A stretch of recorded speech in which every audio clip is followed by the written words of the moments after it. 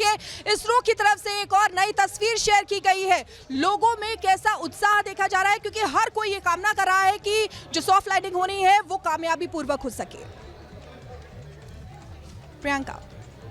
बिल्कुल, देखिए इसरो की तरफ से जो तस्वीरें जारी की जा रही है, हर रोज वो तस्वीरें भी हमें यहाँ पर दिखेंगी। हमारे साथ इस वक्त प्रेरणा चंद्रा जी हैं, जो कि प्रोग्रामिंग मैनेजर हैं नेहरू प्लेनेटेरियम न्यू दिल्ली की। और यहाँ पर ये जो पूरा आप देख रहे हैं, देखिए आखिरी कक्षा में चंद्रयान की जो है वो एंट्री हो चुकी है। टचडाउन का अगर वक्त देखें तो 1 दिन 1 घंटा 29 मिनट 22 सेकंड्स बचे हुए हैं। लेकिन प्रेरणा जी, आप समझाइए हमारे दर्शकों को कि अब क्या कुछ टेक्निकल चीजें हैं जिनका ध्यान रखा जाए, और बार बार आखिरी के 15 मिनट बहुत ज्यादा क्रूशियल बताए जा रहे हैं, क्यों?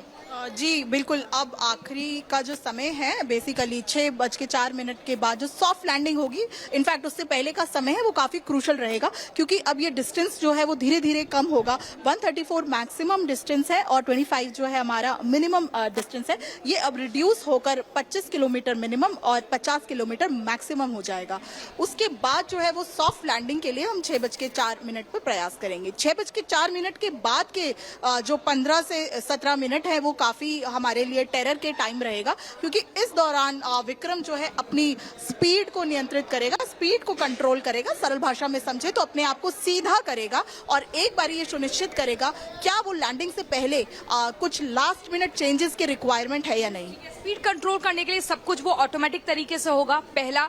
दूसरा ये कि जिस वक्त ये लैंड किया जाएगा धरती पर तो अंधेरा होगा, लेकिन वहां चांद पर सूरज की रोशनी होगी। जी बिल्कुल, 23 तारीख का दिन इसी कैलकुलेशंस पर आधारित है कि उस समय चंद्रमा पे उजाला रहेगा और 14 दिन वहां पर उजाला रहेगा, जिससे कि ये 14 डेज एक्सपेरिमेंट जो है सूर्य की प्रकाश में जो है वो मुमकिन किए जाएंगे। क्या कुछ एक्सपेरिमेंट्स इस बार किए जाएंगे? इस बार लूनर सरफेस का एनालिसिस, जिसपे उसके मिट्टी के सैंपल्स कलेक्ट करे जाएंगे, पानी के सैंपल्स कलेक्ट करे जाएंगे, जिससे पानी जो है वो पीने योग्य है। बिल्कुल प्रियंका, इन सारी बातों के अलावा हम वहां पर स्पेक्ट्रम स्टडी करेंगे। ठीक है प्रियंका, हमारे जो दर्शक हैं वो लगातार सुन रहे हैं, लेकिन देखिए आखिरी 15 मिनट बहुत महत्वपूर्ण होने वाले हैं और सॉफ्ट लैंडिंग के दौरान क्या क्या चुनौतियां होती हैं ये हम अपने दर्शकों को दिखाते हैं। जिस तरीके से हर कोई इंतजार कर रहा है और हम बार बार ये कह रहे हैं कि सबसे ज्यादा चैलेंजिंग जो है वो आखिरी वक्त में लैंड कराना होगा। कौन कौन सी चुनौतियां होंगी जिनसे निपटना होगा आखिर में, जरा वो हम आपको ग्राफिक्स के जरिए यहां पर बताने की कोशिश करते हैं। जब सॉफ्ट लैंडिंग होगी उसमें धूल से जो तमाम इक्विपमेंट्स हैं यहां पर लैंडर के, रोवर के, उन्हें बचाना सबसे बड़ी चुनौतियों में से एक यहां पर रहने वाला है। तभी ये सॉफ्ट लैंडिंग जो है वो कामयाब हो सकती है।